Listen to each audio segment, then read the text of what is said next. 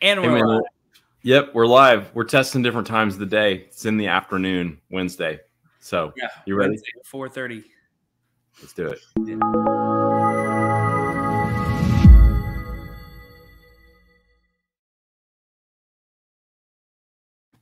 Yeehaw!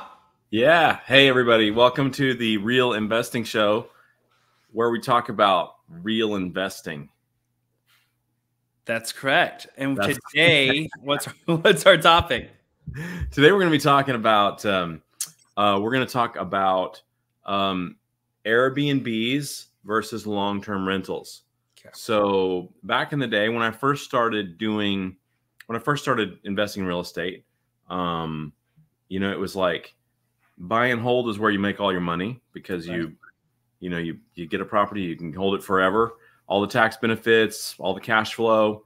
But now there are more options with Airbnbs and VRBO and all that kind of stuff. So, and you've had a good bit of experience with that. You actually have a whole portfolio of Airbnbs as well as traditional rentals. So I thought it'd be great for us to learn, myself included, learn from you on that. So, yeah, where should we start? Like, let's just say I am a guy who I know about traditional rentals. I've heard of investing in Airbnbs, but I've never actually done it myself. And I want to know, how do I decide if a house could be an Airbnb? What's better? What's worse? Talk to me. Yep. So usually from a legal perspective, it's considered long-term rental or short-term rental. Short-term rental would be an Airbnb. Airbnb would be a short-term rental.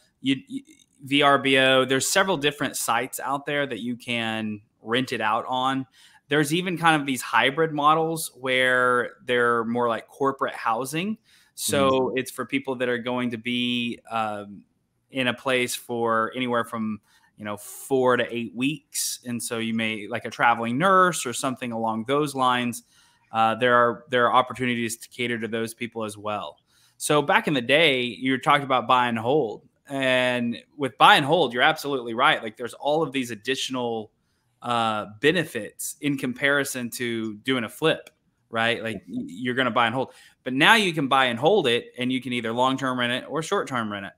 And with the short-term rental, man, there's just like Airbnb gives the ability for someone to dramatically increase the cash flow of their properties. So you may be able to do a faster equity pay down, or you just can create more cash flow depending on what you're looking for. So, okay, you said something that interested me a minute ago. You said short-term versus long-term. Now, are the tax implications different then? Ooh, talk to it. Well, I mean, the way you make your money may be classified differently. It may be considered more active income. I see.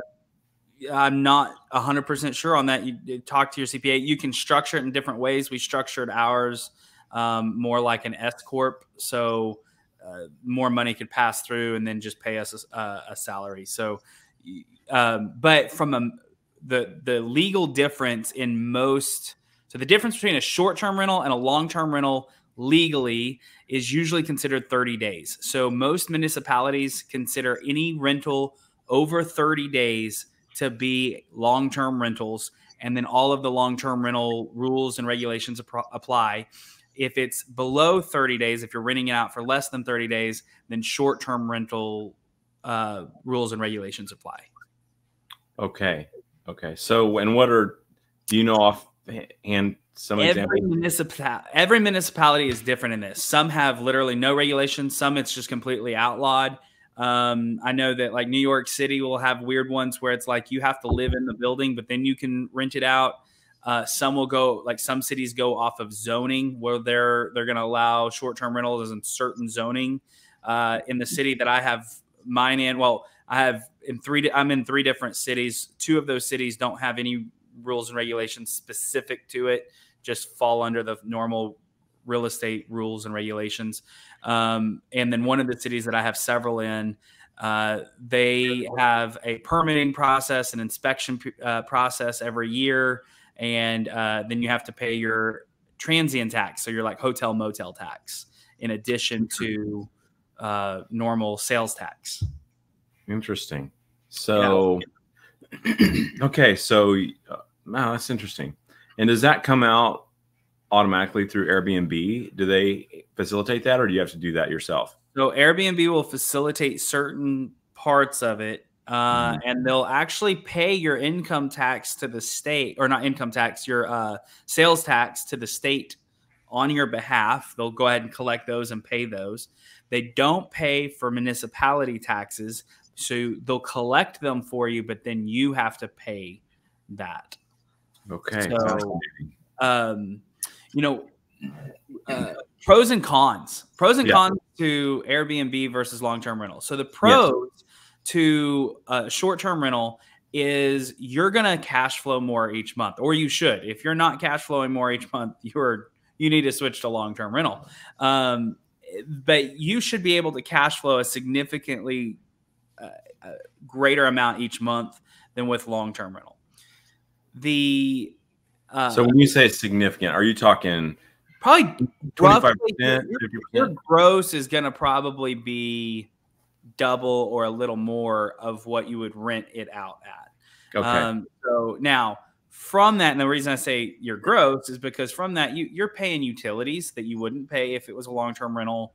You have additional maintenance costs, you have cleaning fees. All of those things can cut into your profitability. For us, we've probably increased our profitability roughly 50% increase to what we would be able to rent it out long term. So Okay. about 1.5x in comparison. Now, but my mortgage is the same whether I'm long term or short term. So my cash flow is 3 or 4 times greater with a short term rental than it would be a long term rental. Does that make sense? Let me see if I understand. So you're saying with the Airbnbs you have, you're getting 1.5 times more profit, not gross. So yeah, so what I'm bringing in each month is going to be about 1.5 times what it would be for a rental. So let me just put this in round terms. Yeah. Let's say if I could rent out a house for $1,000 a month, I'm probably going to short term rent that out for $2,500 a month. Now I'm going to have additional expenses. So let's say it turns into being $1,500 a month that I'm actually getting after all of my expenses in a comparison standpoint. Well, let's say I had a mortgage on that and it was $750. Yeah. Okay, so if it were long-term rental, I'm only cash flowing $250 a month if I'm renting that out for $1,000 a month. The fact that I'm able to get $1,500 a month from a short-term rental, now I'm cash flowing $750 a month. That's 3 times. So my cash flow is probably going to be 3x. What I'm bringing in is going to be about 1.5 times after I pay those other expenses what I would get on a long-term rental. Got it. So that's the benefit. The benefit is you're able to, I mean, like in that situation where you're 3xing your cash flow. Yeah. Yeah, go ahead. No, so how do you decide? So you buy a house in an area you like, you want to hold it long term. How do you decide if you're going to do traditional long-term rental or if you're going to Airbnb it? Great question. I'm going to run comps just like you would if you were flipping it. So you're going to look at are there other Airbnbs in the area? How often are they rented out? What's their occupancy rate? What's their average nightly rate? And then I'm going to take the average nightly rate, the average occupancy rate of a like property, and I'm going to run my numbers to determine if this is a good one. And a great resource for that is Price Labs. It's a paid resource. It's not something that if you're just kind of thinking about possibly doing it, you want to do. But if you're going to be doing this on a consistent basis, Price Labs does 2 things. It has dynamic pricing. So it's got an algorithm that's a lot like what hotels use. And so as demand increases, the prices increase. And as demand lowers, the prices lower. And it takes care of that for you.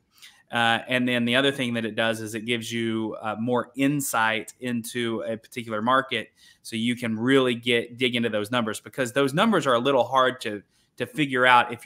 You can do it, but it's very cumbersome to go through each individual Airbnb listing, looking at their calendar to see when's available and when's not.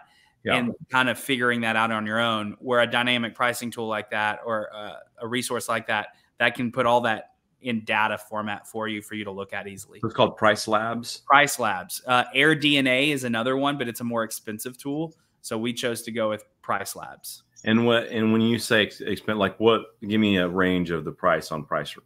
You know Labs. what? I don't know. Price Labs is very affordable. I can't remember off the top of my head what it was, but I was actually pleasantly surprised with how affordable it was. Like tens of dollars a month or hundreds of dollars a month? Yeah, no, it was in the tens of dollars a month. I'm curious. Okay. Yeah. I'm just kind of, I know we're doing our podcast, but I'm just kind of asking questions I want to know the answers to. Yeah, so I'll check that out, and I'll look at that in a little bit, and I'll put it up here. Yeah. So okay, so talk to me about managing Airbnbs. It seems like there will be a lot more with management. So what does that look like? Okay, so I want to answer that, and that's going to go under the cons list. Oh, okay. For sure. So keep going with pros if you're. The other pros I want to say, the other benefit to an Airbnb is you're getting eyes on your property far more often. So, Stephen, have you ever been in a situation where you rented it out and they rented it out for 2 or 3 years, and then you got that property back and it's not anywhere close to the property that you rented to them? Oh, man. Yeah. Oh, that's happened before? That's so surprising. As a matter of fact, you bought one from me like that I believe you turned into an Airbnb on Northwest 20th. I did. And is this still an Airbnb for you? Yes. Yeah. That's an Airbnb. Yeah. And it's done pretty well. It's not one of our best ones, but it's done well. That one has 5 bedrooms and 5, more beds, more heads, and the higher nightly rate you're able to get. So that was a good one for that. Yeah. That is that's a huge benefit, in my opinion, is we're able to get eyes on the property on a consistent basis. We've got a maintenance team and a cleaning team that's literally going in after every single turnover. Yeah. So you never get a major surprise. You'll get they kind of trash it, but they can only do so much damage, knock on wood. Overnight or in one weekend. Yeah, on a weekend. It's usually it's minor things. A lamp broke, or there's bedding that's got a stain on it. Okay, cons. Number one con, Can I ask one follow-up question on that? The eyes on it. Okay, so when we talk about eyes on it, how hard is it with Airbnb? So you Airbnb a property, and let's say they break a lamp. How hard is it to get Airbnb to charge them or something like that? Yeah. So, great question. I'm really glad you asked that. So if it is if a tenant or a guest runs something and it's under $100, it's probably not worth going after them for. Okay. So what we did as a way to help mitigate that is we just put a $25 owner's fee on every single stay. And our thought process, and it kind of works out, is about every 4 or 5 stays, we're going to have some bedding, or we're going to have something that we need to replace and update. And so that helps offset that expense. And it just goes under the owner's fee. Okay.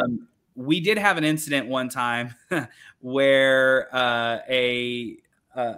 we had an incident where the bathtub spout had been over leveraged. And I can only imagine how that happened. But the bathtub spout had been bent down. So there was a significant amount of weight on that spout, and it broke. That's not weird. Yeah. That's not weird at all. It broke the spigot coming out, and then it broke the tile right above it. Well, we can't replace just that tile. We had to pay a plumber to go in there. It was a $2,300 because we ended up retiling the whole thing. And Airbnb stepped in and paid, they paid for that because they have up to $1 million coverage for incidents like that. They paid for that and then went and charged the guests for it. Wow. So I wonder what the heck they did. That's so weird. Yeah. Never mind. Yeah. So where were we? So you're getting to see this. So you're not letting a house just get completely deteriorated, which we know can happen, especially if you have animals and things like that. So that's an advantage. Here are some disadvantages to a short-term rental, or short-term rental, the management, the communication, there is so much communication, especially if you want to be a good Airbnb host. You got to think like people are coming in, they're going to have questions as to what the property is like. They're going to have questions as to what the area is like. So you're communicating a lot before they get there. Then you're communicating how to check in. Then you're communicating, and these are we use templated formats for a lot of this, but here's how to turn on the TV and log into the Wi-Fi and, all these different things that people have questions on. And so you spend a lot of time answering these questions.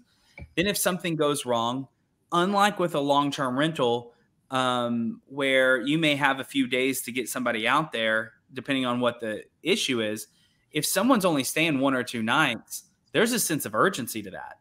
And so like just the other day, we had a refrigerator that's only like a year old, like froze and wasn't working anymore. And so I don't know how to stop that noise, bro. I'm so sorry. Got an important call. No, you're good. So we like went and bought a mini fridge because this is someone's 4th of July weekend. They're expecting to have a good time. They're expecting to have a working refrigerator. So it's like we had to go get a mini fridge and put that in. If that were a long-term rental, well, first off, you may not even offer a refrigerator. That might be the tenants. Yeah. And if not, then, you may be able to get a guy out there, the next business day. Right. So there's just not that same sense of urgency. Interesting. So that's one other thing, communication, and trying to think what else.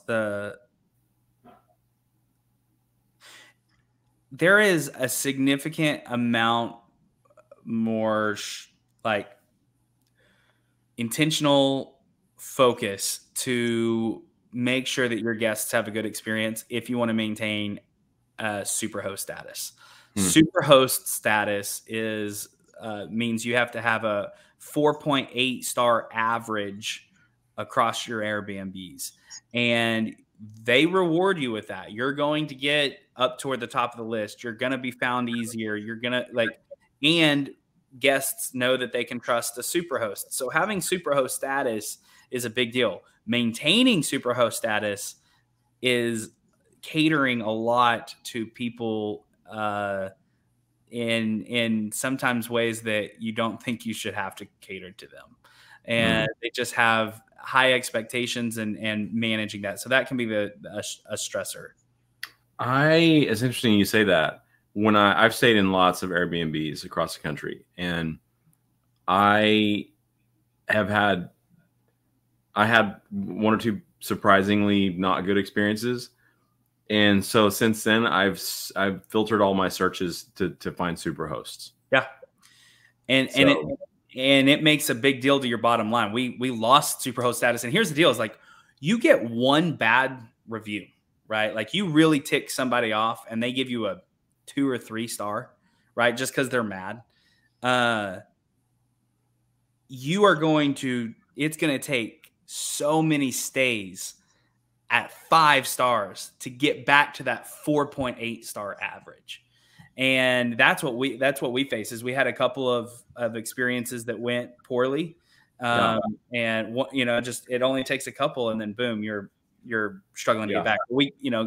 We got back, but it's a lot of, problem solving for people that you're like, man, like you should be able to figure out how to turn the AC down on your own. We literally had somebody ask. So one of the things that we do to give a great experience is we ask our guests before they get there. All of our properties have a Nest thermostat. By the way, there are certain things that if you're going to have it as an Airbnb, you need to have a key code on the door. And I would actually highly recommend Yale Autumn because it can link directly to Airbnb and it generates a new code for each guest, and that code expires after each guest's stay. So it's called what? Yale Autumn. How do you spell that? Like autumn, like fall, like the season.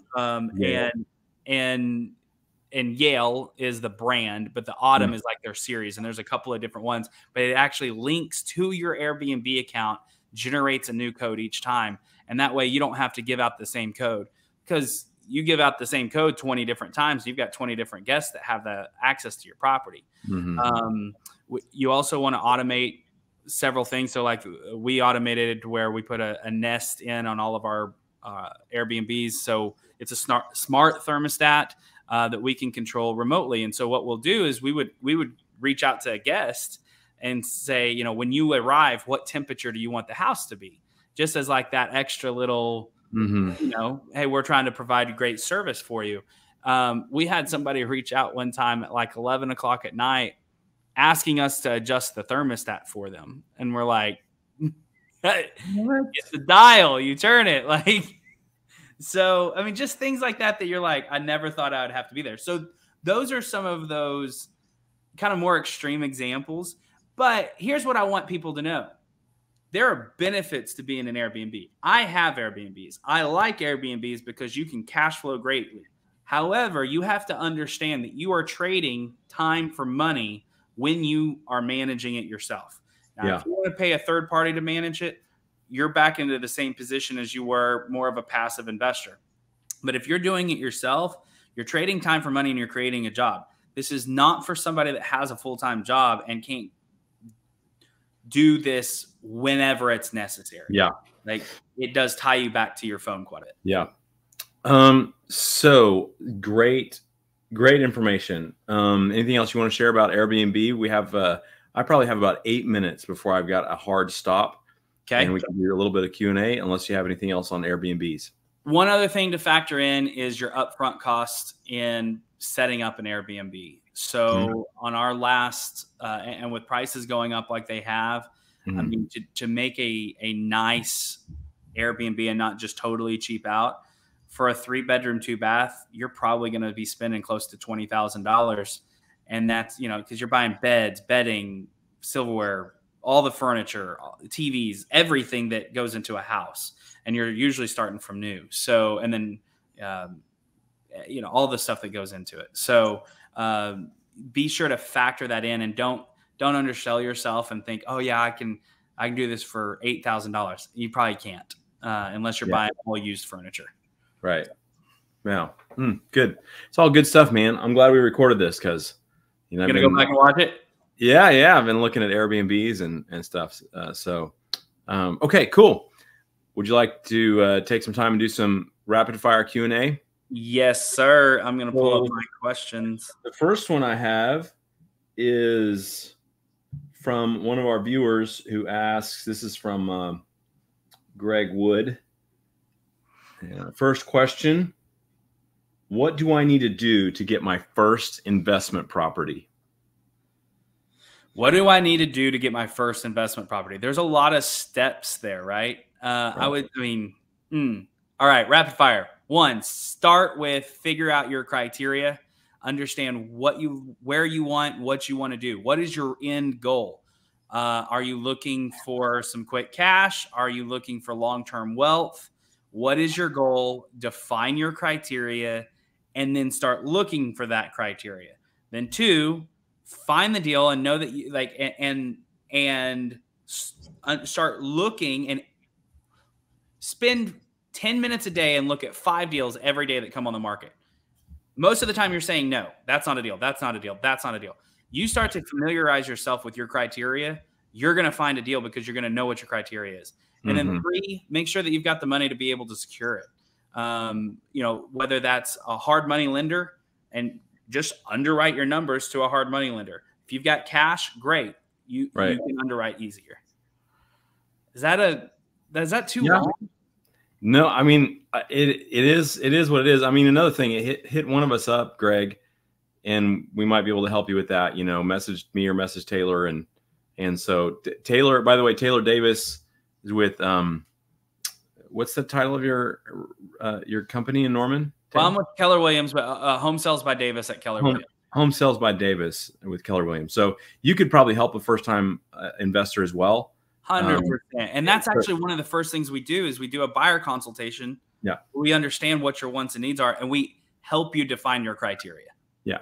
So, so Greg, that might be worthwhile, contacting Taylor and scheduling an appointment. And Taylor's been buying investment properties since like the mid 2000s. So, and he's a real estate agent in Norman. So, and you work all over Central Oklahoma. Correct. Actively all over Central Oklahoma. And I love having conversations with people. So if people want to reach out, I'm happy to have a one-on-one. So there you go, Greg. And I'll tag Taylor in this. Maybe tag yourself in the comments, Taylor. Greg commented there. Okay, next question. You got all right. What is the scariest part about investing in real estate?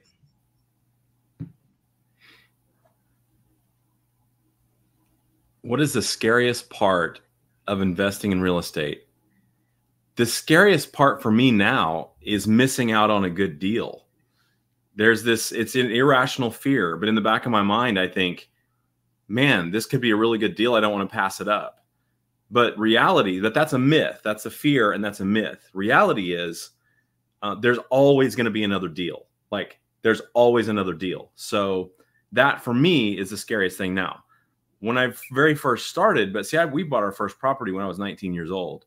So my scariest thing back then was, am I going to be able to afford it? Am I going to get into too many expenses? Is it going to cost me too much? But like, that was only my very first deal. And I was like, okay, yeah, this will work. But now my scariest thing about real estate is, am I going to pass up something that I really should buy? Right. So that's a good question, bro. Next question for you. In our last episode, let me frame it this way. Taylor, you said that you grew up poor and that motivated you and kept you hungry when you first started getting involved in real estate. Right. Well, now, without sharing too much about your personal information, you are very far from poor at this point. What keeps you hungry and motivated now? What keeps me hungry and motivated now? Habit. I have a habit of being hungry and motivated. I think that it's comfortable for me to be hungry and motivated. It's almost uncomfortable to sit around and not have something. So I think that was a habit at some point I developed. But also I have a really big why. So let me re-answer that question. I have a big why, and I love to help and see people have success through real estate. So like my big why is like to help others create wealth through real estate. And that's because as I started to create wealth through real estate, I looked around and I was like, I don't want to do this alone. Like I love to see other people coming along and doing it. So like, I mean, this is big mindset, but my big, hairy, audacious goal is one day I want to have a net worth of $100 million. I want to help 10 people get to a net worth of $10 million. And I want to help 100 people get to a net worth of $1 million plus. So that's my big goal. That drives me and that pushes me to see what's next. Yeah, it's exciting. Good word, man. We probably have time for maybe 2 more short ones. 2 short ones? Yeah. Okay, so I'm going to go back to kind of the same question, but I'm going to ask you, what was the scariest? So let's go back. Like, what was the scariest thing you faced when you first started in real estate?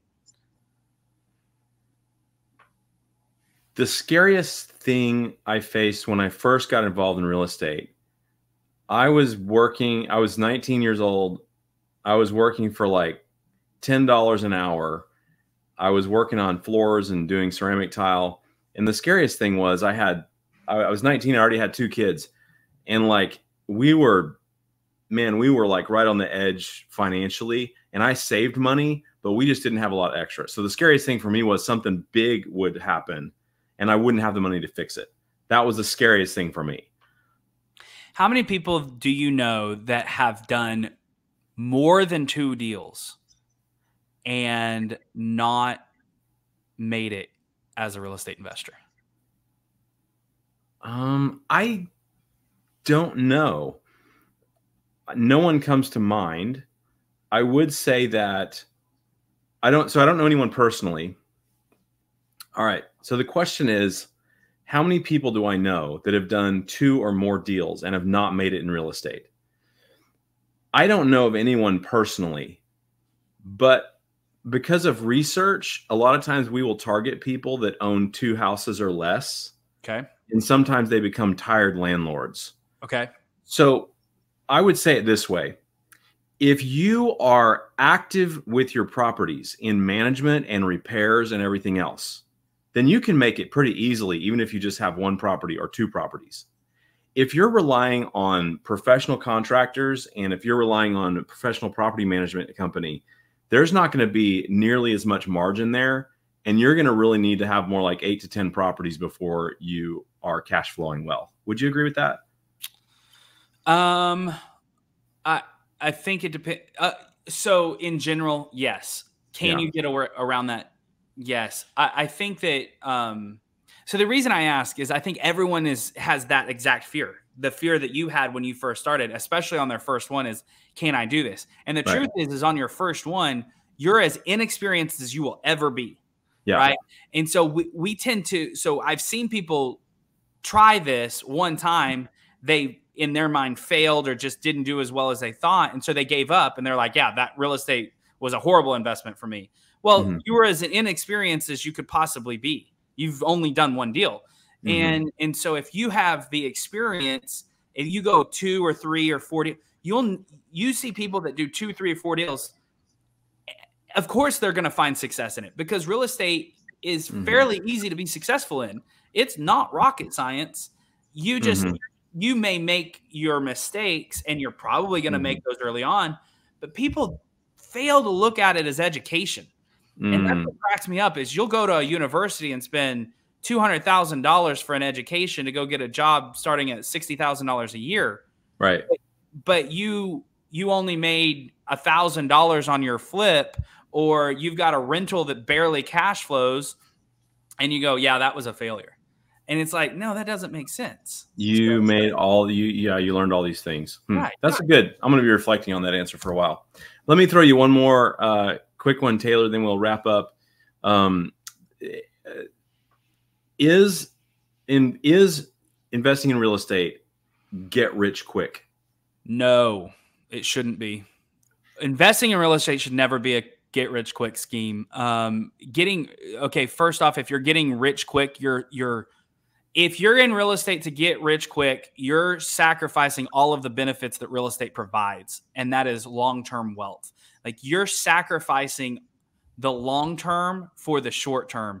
And that's why I don't flip houses hardly at all anymore. We do it on occasion, just if it happens to be the right thing at the right place and it doesn't fit our criteria for a hold, but I can make some money on a flip, I'll do that. Yet, for the most part, I'm looking for buy and hold strategies because that's where the wealth is. Yeah, it's a good word. Taylor, I love you, man. Thanks for doing the show. Dude. We'll be back. Awesome. See you next time. Guys, share this with your friends. Follow Taylor. Follow me. Like, comment, share. Send us your questions about real estate. Thanks for watching The Real Investing Show.